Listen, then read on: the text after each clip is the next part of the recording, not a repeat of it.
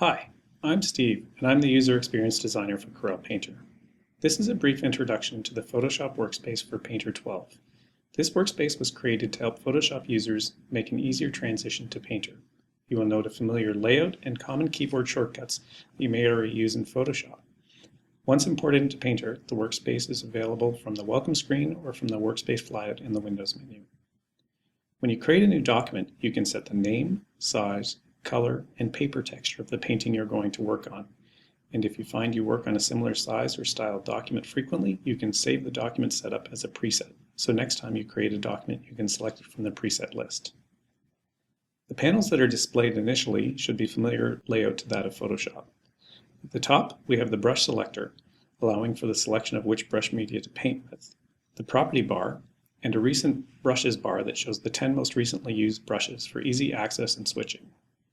On the left side of the screen, we have the toolbox, and below we have the media selector to access the media libraries for different patterns, gradients, nozzles, weaves, and looks. Default panels on the right showing the navigator, color wheel, and layers with tabs for the color sets, mixer panel, and channels. And finally, on the very right side, there's a palette with several icons similar to what you find in Photoshop, which will call up the different library and control panels. You can also access all of these panels from the window menu. I will do a quick run through of these panels in a minute. You can rearrange the workspace to meet your needs, switching palette visibility by clicking on the tabs to bring it to the front. And if you double click on the tab, you can roll it up to a minimum size to save some screen real estate. You can drag the panels around to rearrange them and create your own panel arrangement to suit your workflow.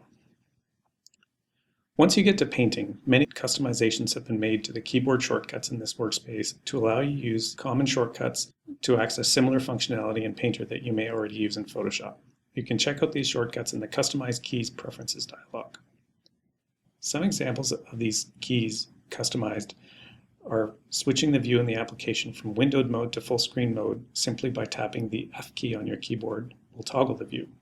Similarly, tapping the Tab key will toggle the application UI, and holding the Shift key while tapping the Tab key will toggle the panel visibility, leaving the toolbox and property bar. Also, many of the tools are linked to the same keyboard shortcuts as Photoshop. The B key switches to the brush tool, the V key to the layer adjuster. As you can see, many of the tools that you're familiar with in Shop will have the same shortcuts to speed up your workflow. As well, many of the common features have the same shortcuts as well, like bringing up the fill dialog with Shift F5, transform of layer content be accessed with the Command plus T shortcut, or in the layer list you can select multiple layers and combine them by pressing Command E shortcut. While painting, you can use a keyboard modifier to change the size of your brush. Pressing the Command plus Option key and clicking down and dragging with your stylus, you can adjust the size of the brush, seeing a visual display of the brush ghost with the radius of the brush displayed at the top center of the screen.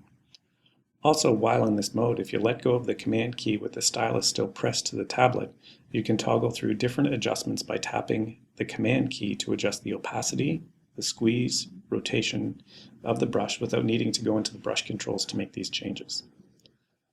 Also, another handy quick adjustment feature is pressing Option Command plus 1 while painting brings up a temporal color palette right under your brush position, allowing you to quickly adjust the selected color to paint with. If you'd like to see the temporal color bigger, you can grab the edge and adjust the size of it. And once you have selected a new color, just click anywhere and start painting with the new color.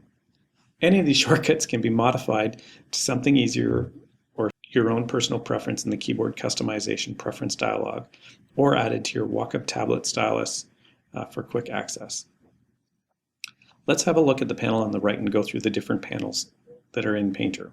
First, we have the 6 that represent the panels that are already visible in the workspace: navigator, color sets, color wheel, mixer, layers, and channels. Next is the big one, the brush controls palette with all of the brush and media control panels.